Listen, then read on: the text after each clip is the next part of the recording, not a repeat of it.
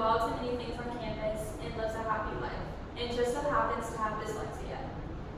Today, I'll be going over the 3 main types of dyslexia, the symptoms to look for, and how to successfully deal with this. It wasn't until the 6th grade that I found out I had this disability. It was in science class when my teacher decided to sit down with me and go over the test instead of doing it on my own. When I did it on my own, I knew all the information, but when it came to testing, I would fail it. So when she sat down with me, she verbally gave me the test and went over the answers with me, and I ended up getting all of them right and acing it. This is when she came to the conclusion that I had decoding dyslexia. After that, I went to many specialists that help with learning disabilities, and they also confirmed that I had decoding dyslexia. Through my experience of having this since 6th grade, and through my spending a lot of time researching this topic, I can now tell you guys all the many types and symptoms to look for in this disability. Now, you can all take a look into the world of dyslexia, of the many disappointments and wonders of dyslexia. The 3 main types of dyslexia are phonological, double deficient, and decoding dyslexia. Phonological is when one person can not think of what they're writing and write it at the same time. It's a lot to do with processing and writing what they're thinking of at the same time. Double deficient dyslexia is a lot more to do with processing than it is reading and writing. It's having trouble fastly reading and processing what they're doing instead of sitting there slowly and understanding what they're doing. Decoding dyslexia, what I have is a mixture of dyslexia, getting confused of similar words and terms, and also processing what other people are saying to me. Many people think there's just one type of this disability, but there's actually 3 main types that we just went over. There's also different forms to it. The other forms that different people use in different ways, like visual dyslexia, is sometimes used to describe surface dyslexia. People make up different forms of dyslexia, making it 100 different kinds, so it gets confusing at times. Now onto symptoms to look for. It's important to start looking for this disability early on before you get a bunch of school load onto you. For many people, it's weird to find it in middle school like I did, because some people usually find it in elementary school when they're much younger and maybe have more trouble reading. Mayo Clinic.org states the things to look for before school, during school age, and in teen and adult age.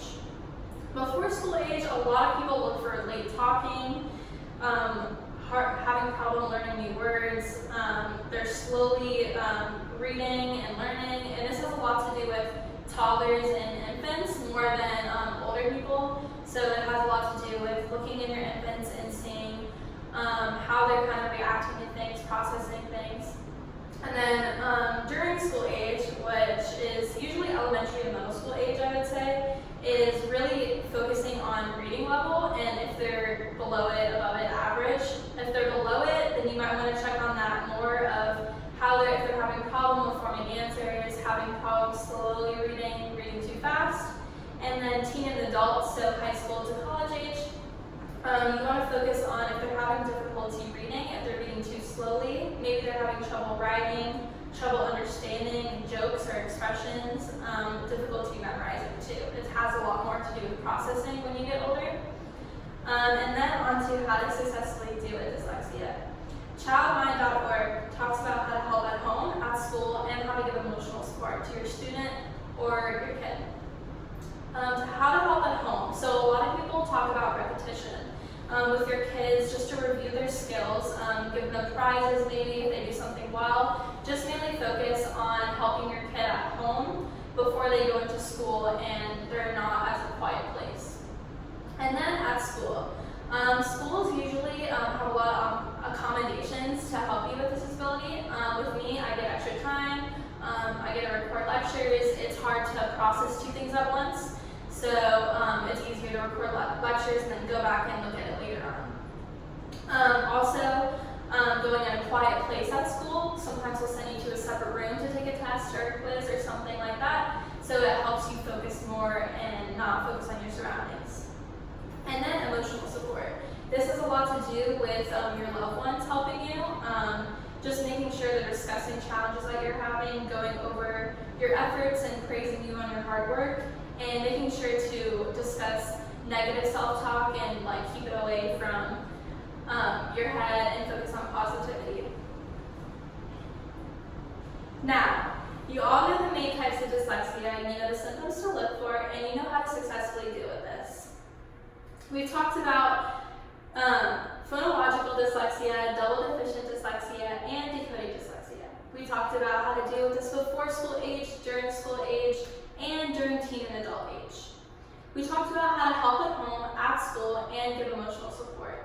Now that you know all the responsibilities with dyslexia, you can now treat your loved ones as well. Help your friends and family spot symptoms early with the tools you all have now. Any questions? Yes. Have you found that recording lectures in college helps you? Yes, a lot. Right now I'm online, so I do have a lot of the recorded lectures already available to me, but I've already talked to my disability person here that helps me, and when I do go into the classroom, they already have recorded lectures ready for me and notes if I need them. Yes. Do you find that like with schoolwork it's easier now than it was in like middle school? Yes. It was more difficult when it first started out in middle school because middle schools already have a hard time with all the work when you're just coming from elementary to middle school. So I had a lot of trouble. I was failing a lot of things, not knowing why. But once I knew exactly what I had to do in high school and all the accommodations that came with it, it came a lot easier to me. Anyone else? All right. Thank you.